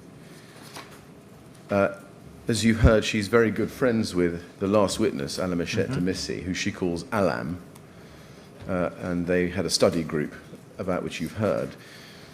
Can I pick it up at paragraph 13 on page 3 of the statement, first of all? She says, I said goodnight to Alam at around 22:30. She went into her bedroom and I lay on the sofa in the living room reading my book before I fell asleep. I think it was around 11 p.m. when I fell asleep. And then at paragraph 14 she says, I woke up suddenly in the middle of the night. I didn't know what time it was when I woke up. I could hear Alam in the corridor saying, yes, I will pray, I will pray. I think this is what woke me up. At the same time I heard a glass window break and I could hear a lot of noise coming from outside. It sounded like glass smashing outside. And then at 19, she says, over the next page, Alam went to the front door to the flat to leave, and I was stood behind her. When she opened the front door, heavy, thick, black smoke suddenly entered the flat. It came pouring in. I froze. I felt hot smoke on my face. It was pitch black in the communal landing. I couldn't see anything or hear anyone in the landing. I couldn't see a thing outside of the flat. I was completely and utterly shocked. I just couldn't understand how this had happened. I was terrified. There were no fire alarms going off still. This was the moment I realized how serious the fire was. I thought to myself that we were trapped and we wouldn't be able to get out. Alam quickly closed the front door to stop the smoke. We looked at each other in horror. I was speechless. I didn't know what to say. After a few minutes, I said to her, I'm sorry, Alam, we can't try and get out. There is too much smoke. We can't see anything. If we can get help from the firefighters, then we can get out, but otherwise we can't leave. I was absolutely petrified. I had this sudden realization that we were both going to die. I tried to stay calm, but I couldn't, and neither of us knew what to do. I remember trying to think of ways that we could get out of the tower. I thought about her holding on to me and walking down the stairwell, but we would be walking down blindly because of the thickness of the smoke. I decided that this was not a good idea, as I thought we would just pass out from the smoke. The smoke was so hot and thick. I said to Alam, we are not leaving. We walked to the living room and shut the living room door. This is because the living room was the furthest away from the front door, and we wanted to get away from the smoke. And then she describes praying and calling her son. And picking it up at the bottom of page 6, paragraph 29, she says, I looked outside the window of the living room as I was on the phone to him. I could see fire coming straight up the west side of the tower towards Alam's flat. The fire was below the flat. I could see firefighters outside on the ground. In my mind, I believed that calling 999 was pointless because I didn't think they would be able to rescue us, but I told my friend that I would call them anyway. And then at 30, she says, I understand that the inquiry have disclosed 2 999 calls which were made by Alam. I understand that they are recorded as having been made at 0224 and 0240. I recall that Alam made 4 phone calls to the emergency services. I may be wrong about the number of calls which were made. What happened to us was so traumatic, and this may have affected what I can remember.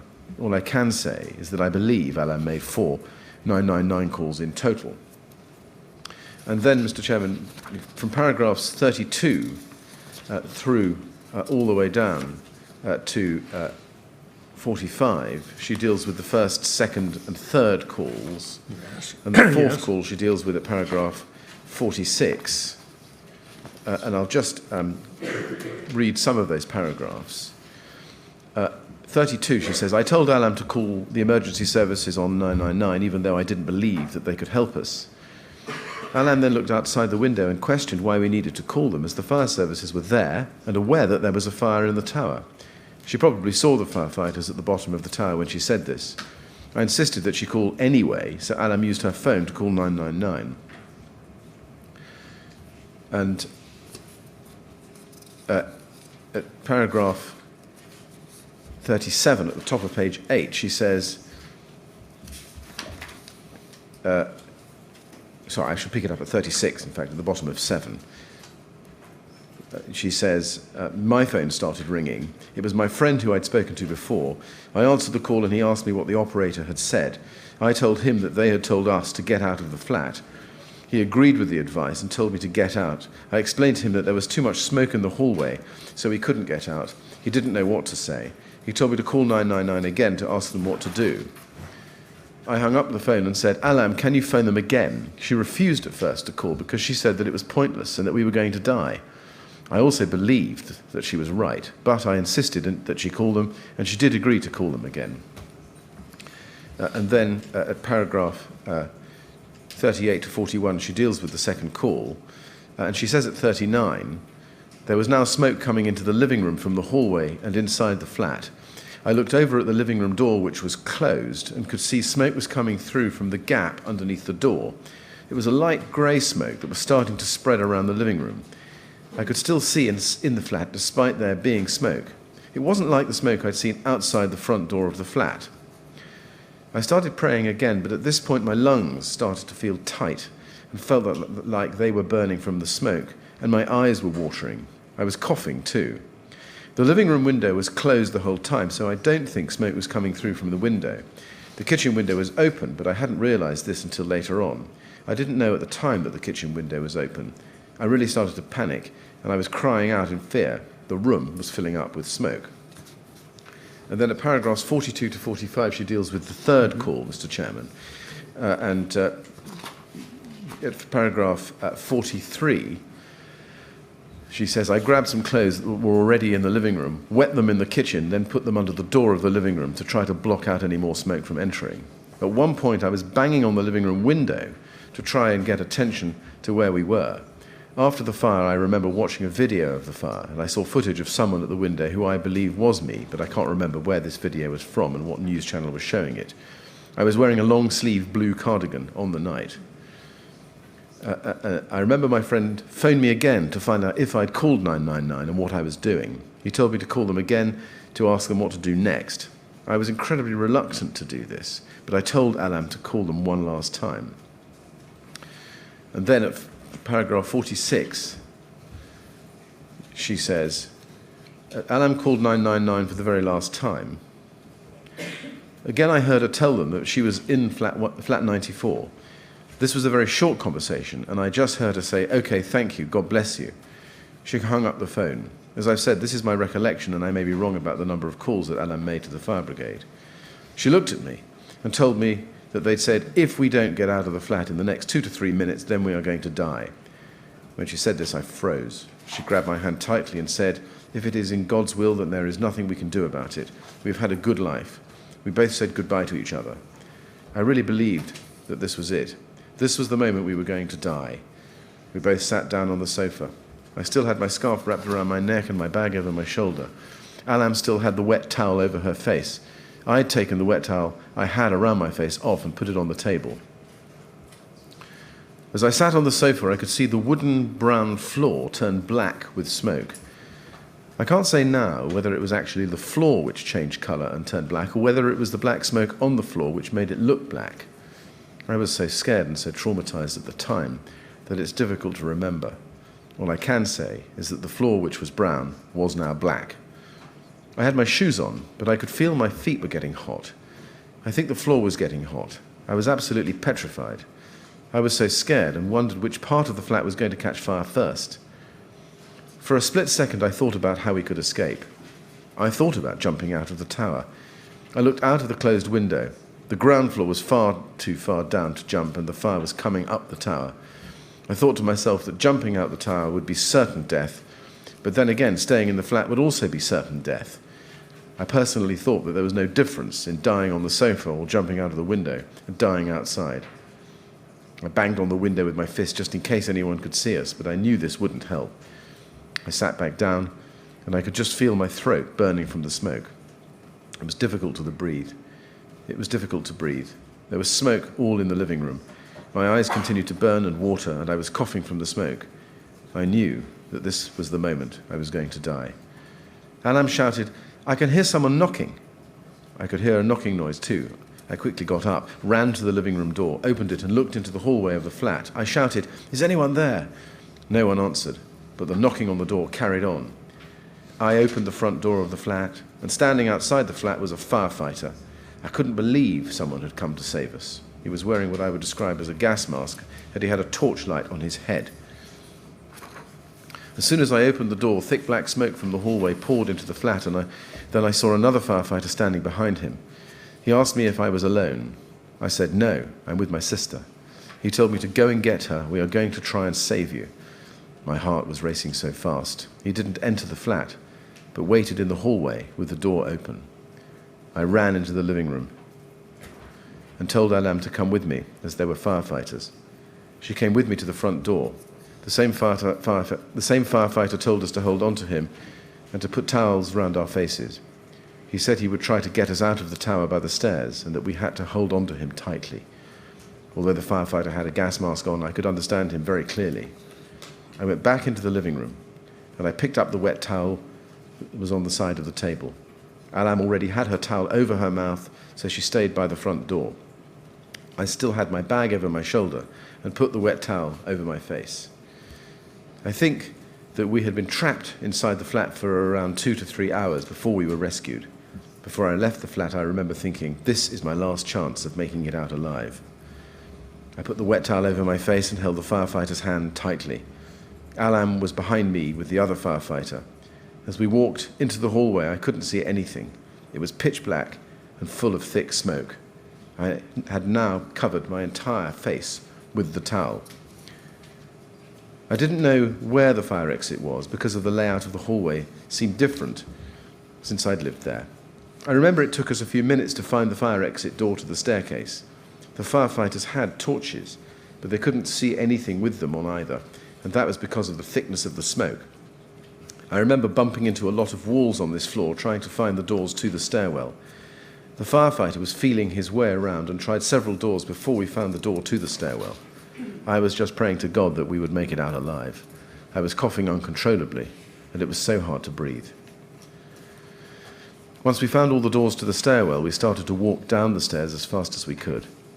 I remember feeling incredibly hot as I was walking down the staircase. It was hot like an oven. The firefighter kept shouting out to his colleague to make sure that we were still all together. Alam and the other firefighter were behind us on the stairs. Suddenly, the firefighter I was holding on to said, "We've lost your sister. We need to go back upstairs to find them."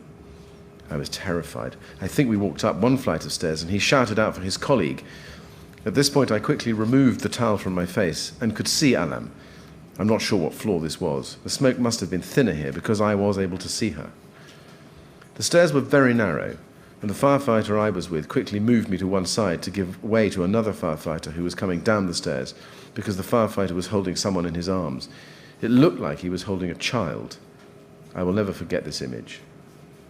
It was haunting to see. I have a feeling that this might have been Isaac Powlett.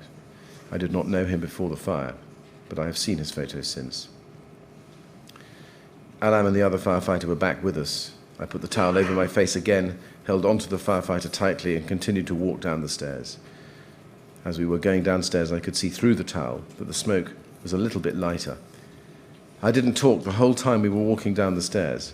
I didn't reply to the firefighter either if he said something.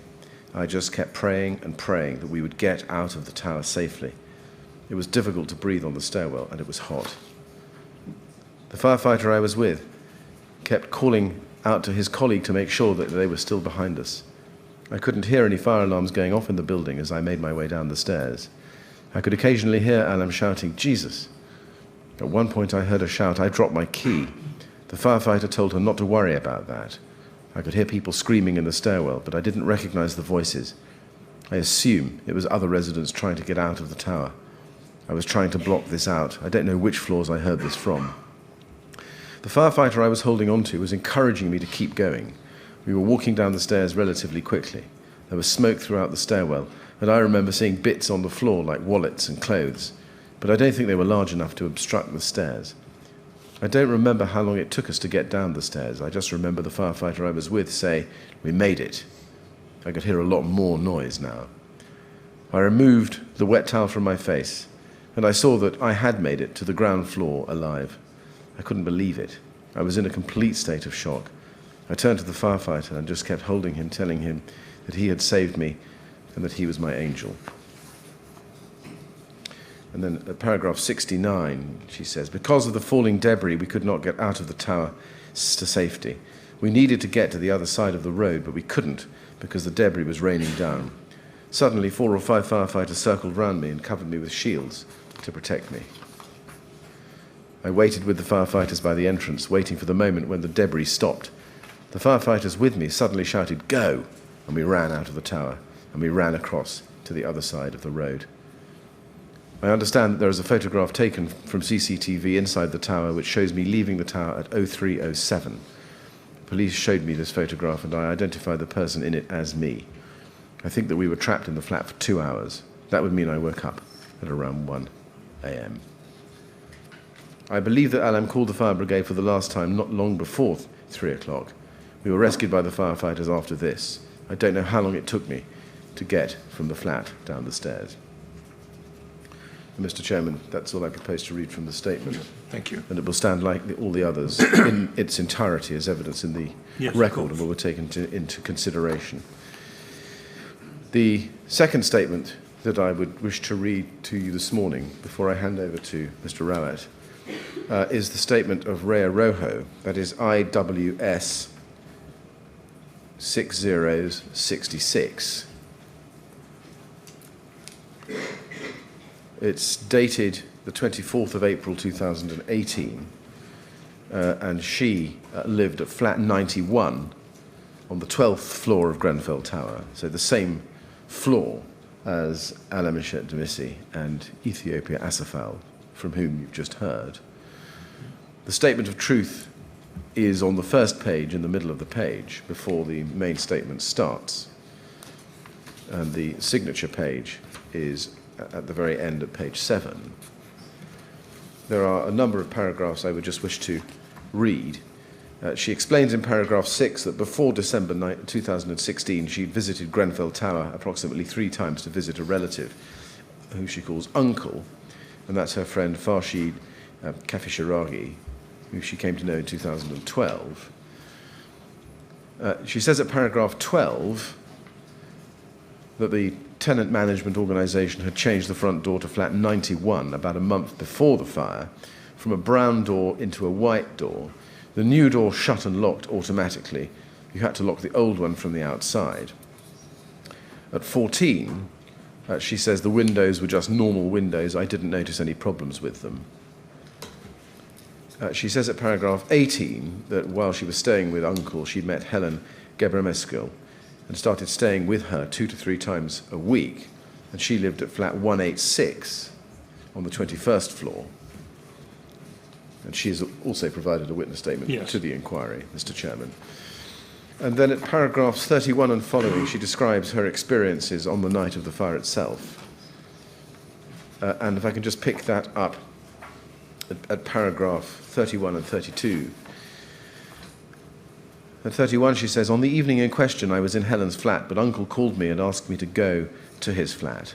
This was early on in the evening. It was past 11 p.m. by the time I was able to go down to his flat. Everything was normal at that time. I was trying to help him clean up mess in his kitchen because there was work going on in his flat. They'd removed the old door in his kitchen to change it. I was in his flat, in the kitchen, when we heard commotion downstairs. We heard the fire department's car. We looked out of the window. This was past midnight. I'm not sure of the time. I think midnight to 12:45. When we heard the commotion downstairs, I now know that the fire was reported at 54 minutes past midnight. But this is how I remember it. I saw the smoke first. The smoke was rising past the window I was looking out of. I was looking out of the kitchen window. It was thick black smoke. And then picking it up at paragraph 36, she says, I felt something was wrong, so I looked out of the bedroom window and saw some people standing in front of the building, near the Kensington Leisure Centre. I saw something like firecrackers in the window. It was like fireballs that were spreading. I cannot explain it exactly. I saw the firecrackers in the air. It was spreading. They were going up, from what I could remember. The colours of the fire were yellow, bits of red, and some blue and black smoke. The bedroom window was open at this point. I could smell burning and gas at the same time. The smell smelt like burning plastic, but a stronger smell was gas. When I smelt that, I went to the kitchen to check there was no gas leak, or that Uncle had left the cooker on. He had a gas hob, as far as I can remember.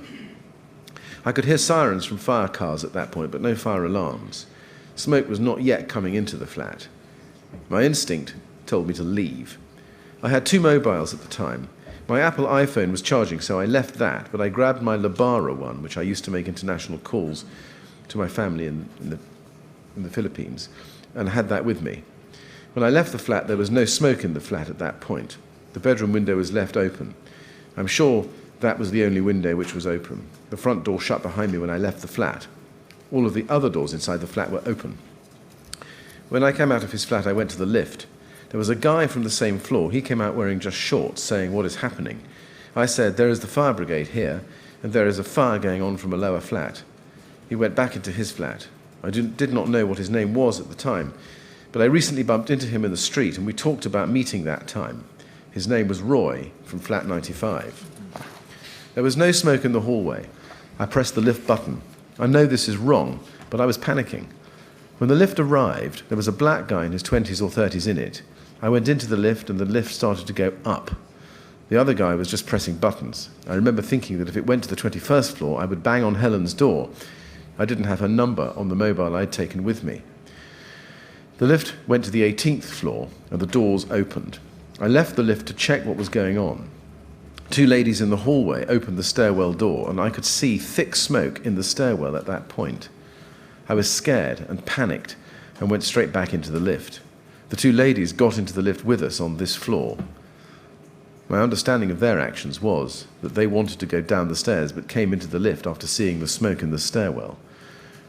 The doors managed to close again on the 18th floor, and no smoke came into the lift at this point. The lift started to go down again. The lift stopped at the 12th floor, but the lift doors did not open. It then continued to go down. All of a sudden, thick smoke came into the lift. The door didn't open, so I don't know where the smoke came from. It might have been from the 10th or 9th floor, as it was after the lift stopped at the 12th floor. The lift was stopping at every floor, and the smoke was very thick. We could not see each other. Had I held my hand in front of my face, I wouldn't have been able to see it. I was really panicked at this stage. The lift was full of smoke from the ground to the ceiling. I felt like I was trapped. When the lift stopped at the ground floor, it didn't open straight away. At that time, I felt like the doors would never open. The lift had been stopping at every floor, and the doors hadn't opened. I really panicked and begged that I was not ready yet to go. By go, I meant die. When the doors opened, I was crawling coming out of the lift. I wasn't standing. When the thick smoke came in, I went down to the ground as it made me feel dizzy. When the lift doors opened, smoke spread everywhere. It went everywhere from the lift. It was black, thick smoke. It was just the smoke coming out of the lift. There was no other smoke. I didn't see anyone from the fire brigade inside the building. I have seen a CCTV still with a handwritten note of me leaving at 01:27:05. I think this time is accurate. I didn't hear a fire alarm at any point whilst in the building, or Uncle's floor, or the 18th floor. Mr. Chairman, that is all I propose to read from Ms. Rojo's statement, and like the others, it will stand in its entirety as evidence to the inquiry and be taken into consideration in full. Well, thank you very much. And as I've said in other cases, the inquiry is very grateful to those who've taken the time and trouble to make these statements, and they will form part of the evidence which is taken into consideration. Yes. Yes, thank you very much. Thank you. Now, at that point, Mr. Chairman, and at the time, that I'm going to propose to hand over to Mr. Rawat straight away without further ado. Yes, very well, thank you.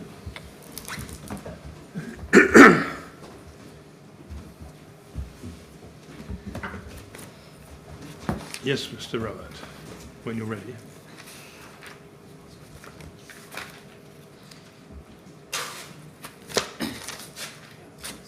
Thank you, Mr. Chairman. What I propose to do now is to put into the record two statements from residents of Flat 6 in Grenfell Tower. The first statement is that of Joseph Kyle John. The reference for the statement is IWS 6062.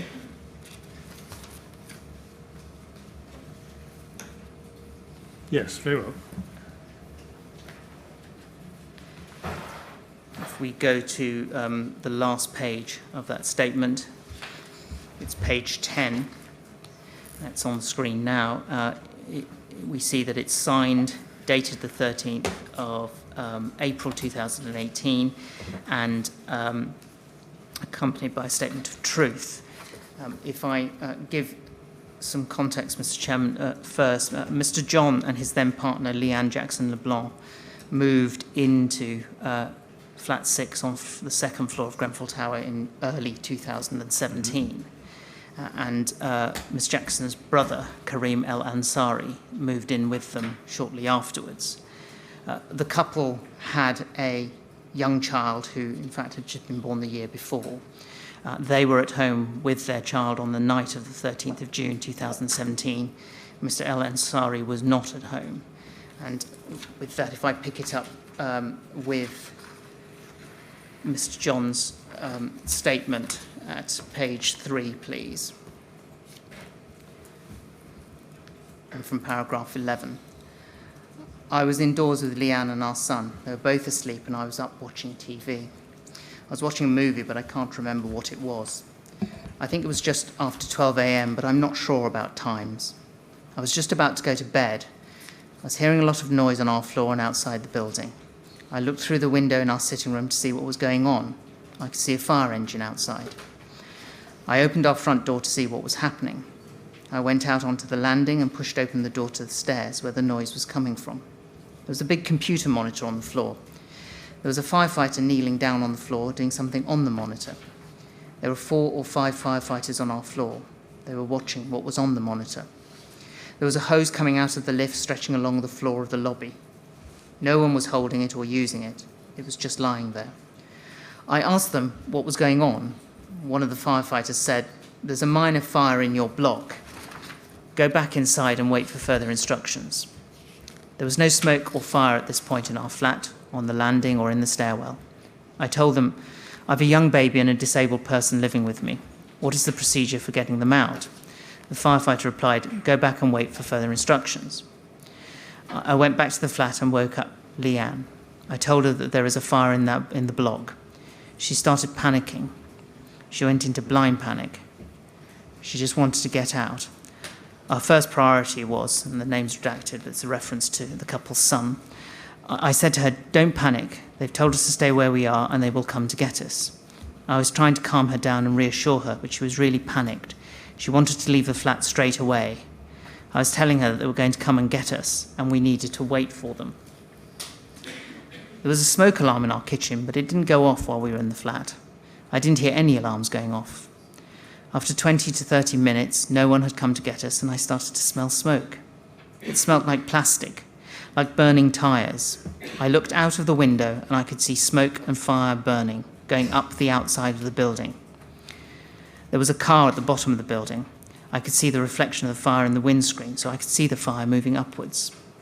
There were red flames and there was a lot of dark, black, thick smoke.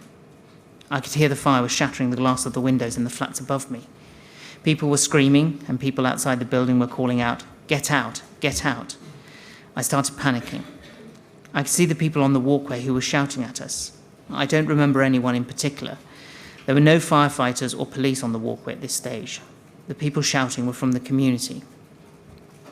We were still waiting and watching the fire grow in the reflection of the glass. I could see that the fire was completely out of control. I decided that we couldn't wait anymore. We got ready to go. I was in boxers and a vest, no shoes on. I put on a jacket and a pair of trousers and a pair of trainers. Leanne had some slippers on. She was in a nightie. I helped her to put a jacket on. And Mr. John then says that he put a jacket on his son. In the next paragraph, he continues, Leanne called 999. She told them that she's in flat 6 on the second floor and that she needs help to get out. She said to them, "What's going on? It's been 20 to 30 minutes. She was crying. I asked her, what did they say? She said they told her, "Hold on, someone will be coming to get you."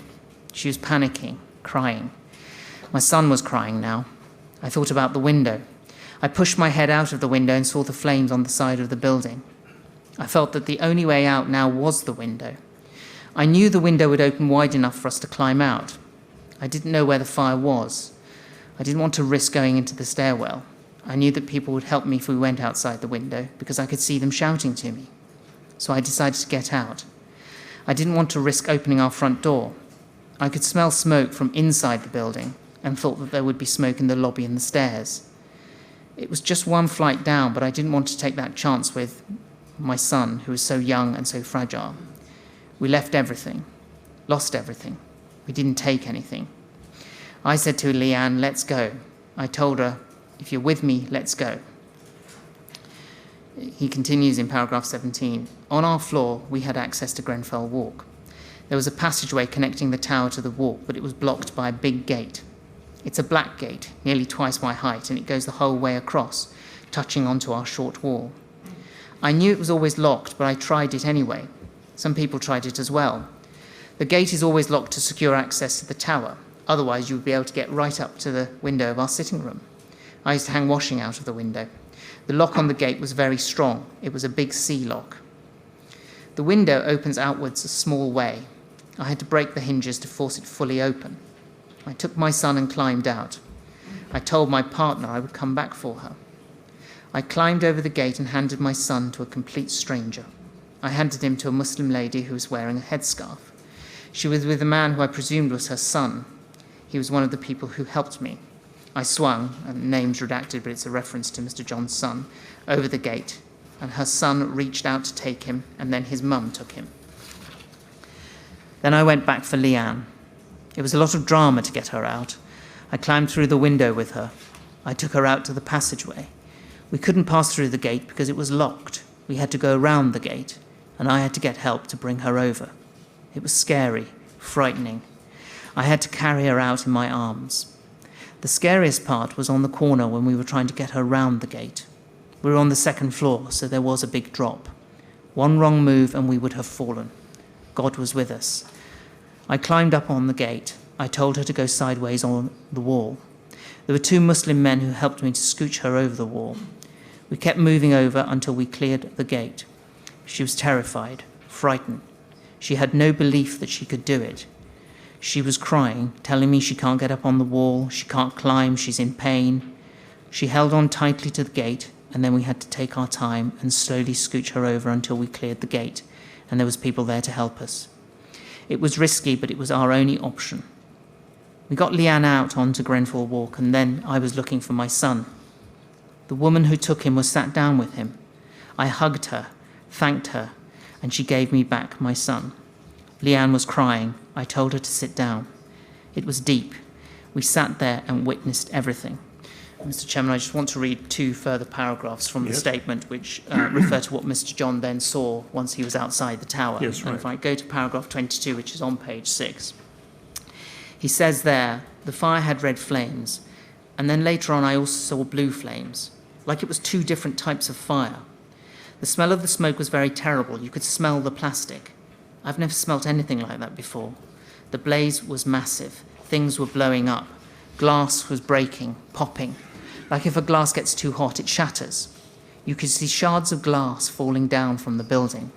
It looked like the building was being eaten away on the outside. It looked like a death trap. No one was going to be able to survive on the upper floors. The ones who did, they are very, very blessed." And if I move on to paragraph 24, before I finish reading from this statement, I also saw a guy with a long sheet running down the window. He was bawling. He had a kid and a partner. He wanted to come out down the sheets with his little girl on his back. We were all shouting at him not to. Someone next to me was on the phone to the firefighters, and I think the firefighters were already inside the building. They were able to tell the firefighters where this family was. I don't remember what this person looked like, but I believe it was someone who knew them. We were shouting at them to put wet towels around their heads and to try to flood the flat, that help was on its way. His flat was just to the right of the walk, on the same side of the walk. I turned away because I didn't think they were going to be helped in time. I saw this man later in my hotel, and I was so surprised he was alive. His name is Olu, and he's now one of my best buddies. If I end with that statement, but now I'd like to put into the record the statement of Leanne Meyer Jackson LeBlanc. Yes, thank you. The reference for that is IWS 50177. It's a 16-page statement, and if we go to page 16, please.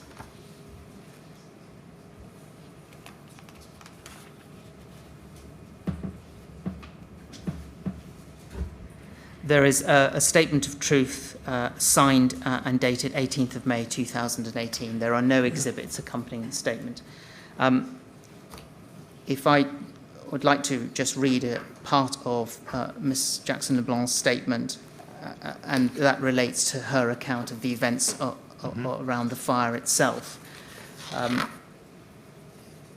She gives a similar account to Mr. Johns in terms of learning of the fire, and if we pick it up at paragraph 49, please, in page 8 of the statement.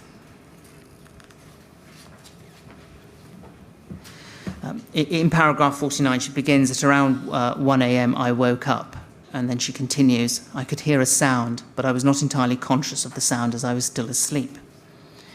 Joseph said to me, are you okay? I said, yeah, what is that noise? He said, oh, it's just a fire engine outside. I said, what is going on? He said, there's a bit of smoke. And in the next paragraph, Miss Jackson LeBlanc continues, around 10 minutes later, Joseph came back into the room. I opened my eyes and he said, just making sure everything's okay. I said, yeah, I'm fine. What's going on? He said, there is a fire. They're just putting it out. I spoke to the fireman. He said, go back inside. It is under control. So I came back inside. I said, okay, and continued to lay there. I thought to myself, it's fine. The fireman said it is fine, so it is safe. In paragraph 53, Ms. Jackson LeBlanc says, I could still hear the noise. It sounded similar to Hoover, but not as loud. I was not really aware of what was going on, but I felt safe at first. However, I then started to feel uneasy and thought, there is a fire, but where is it? I got up and wanted to find out more information. I went into the living room where Joseph was, and from the window I could see smoke. I did not put my head out the window. I just looked whilst the window stayed shut. My living room has two windows, one which faces out the south side of the tower and one which faces out from the west side. I was looking out the window that faces the south side. The smoke was thick. The smoke was coming from the east side of the tower. I could see the fire brigade was there, so I just left it and thought it was safe. I then went to the back bedroom, which faces out the south of the tower, but more towards the east side than the living room window does. I turned the light off as I did not want people to be able to look into the property. I looked outside the window and could see a black cab downstairs. In the window of the cab, I could see the reflection of the flames on the tower. Mr. LeBlanc continues in the next paragraph. I then went back to Joseph and said, that is a fire, not smoke. How can it be under control? We continued to talk, hoping no one was injured and that it would get put out quickly. That was the kind of conversation we were having. We were concerned that the fireman had said everything was okay, but I could see flames reflected onto the cab window. While we were talking, Joseph opened the living room window that faces the west side. We were interrupted by a bunch of screaming that started taking place and took our attention. I said to Joseph, why are people screaming? How can it be okay if people are screaming? I told Joseph to jump onto the landing of the walkway to see what was going on. She continues in paragraph 58. When he went out and saw what was going on, he came back and said, I think we need to make a move. I went and picked, and the name is redacted, but it's the name of the couple's son, up. I was panicking, could not breathe properly. The statement continues, I could hear people screaming outside, saying, don't jump, they're coming to get you. And people were saying back, we are going to jump. The statement continues in paragraph 60. Before leaving the house, I called my sister Natalie from the house phone, as I did not have my phone on me at the time. I cannot remember exactly what time it was, maybe around 1:30 a.m. I told Natalie there was a fire in the building and that we were safe and leaving now, so she did not need to panic.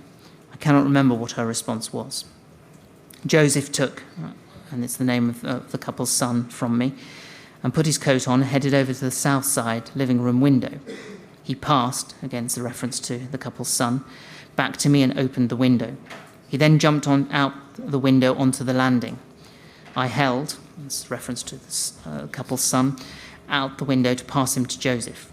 While this was happening, people started to see us and came closer to help. Someone went to go call someone else. I'm assuming the caretaker, to open the black gate that is on the landing outside my flat. They were taking so long to come and I was getting scared. I did not look up to see the fire. I could not see smoke, but I could smell it.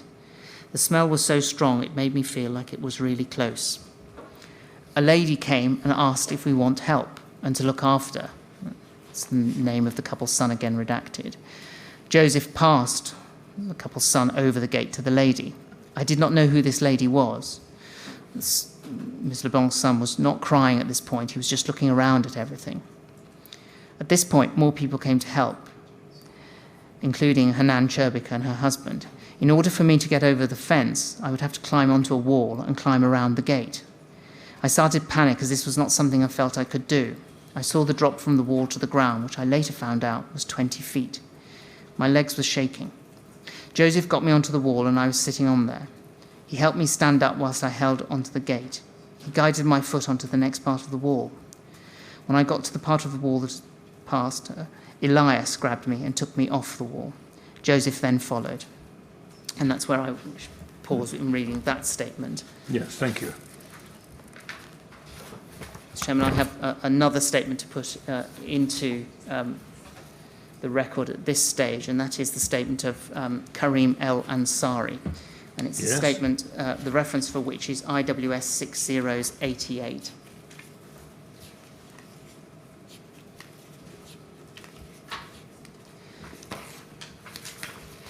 And if we go, please, to the last page on page 7.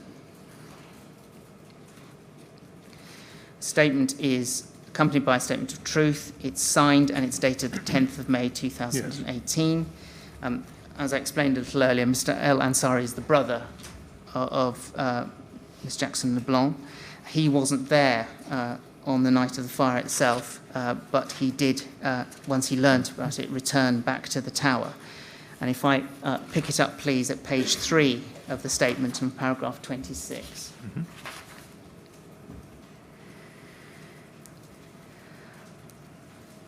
On 13th June 2016, I was working a shift.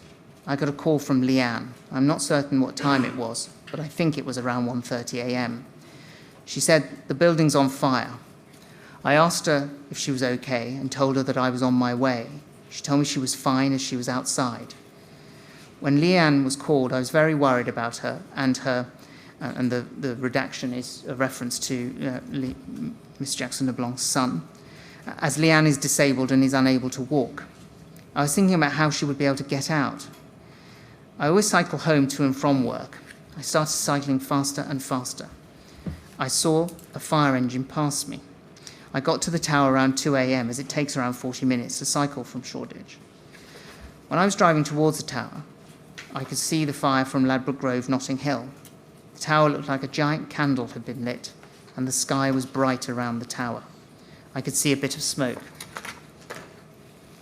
When I got to the area, I parked my car to the west of the tower. I started looking for Leanne and Joseph. I do not remember if I called them or not. Shortly after arriving, I found them, and we stood near the tower facing the southwest side of the tower. The fire had completely covered the south side of the tower. It was moving fast, like it was running. The fire was moving upwards and around the tower, but the speed at which it was going up was faster than the speed at which it was going around. The fire was red and orange, and also in between a blue-purple colour.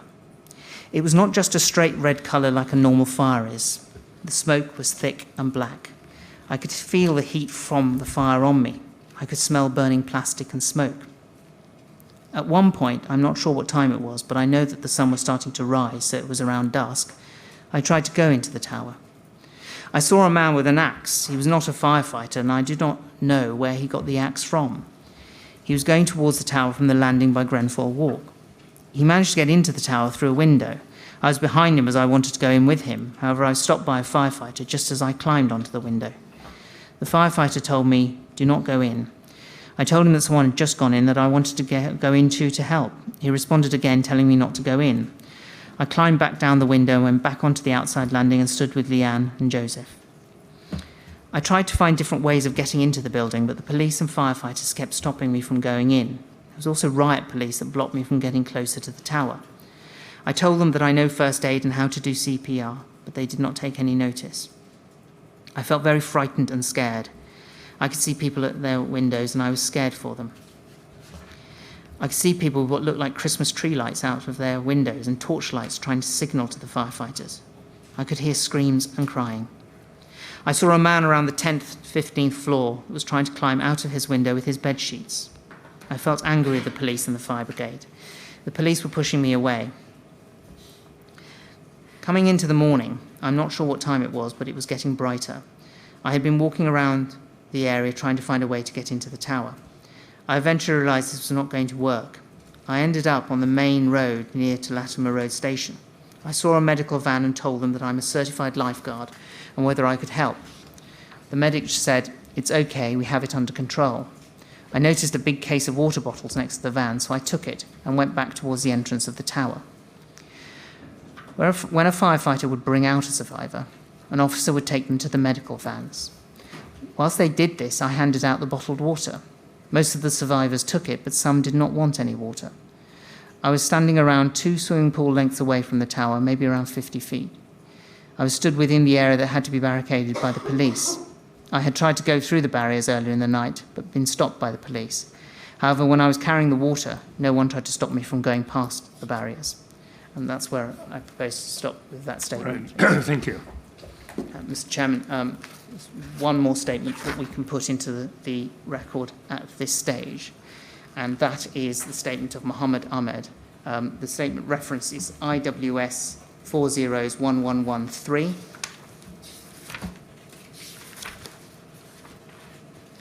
If we go to the 8th page,